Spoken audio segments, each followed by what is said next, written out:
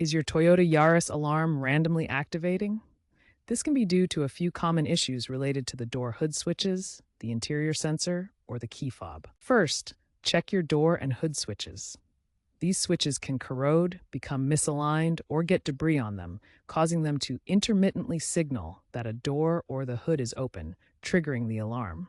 Clean them with dielectric grease and adjust their positioning. Next, consider the interior sensor, which detects movement inside the car.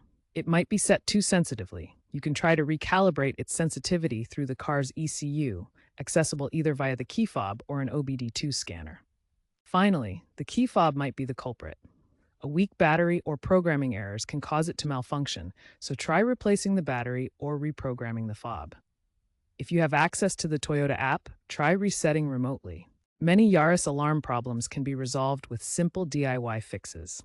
The most common issues are with door switches, followed by the interior sensor and key fob. Start with cleaning and lubricating the door and hood switches.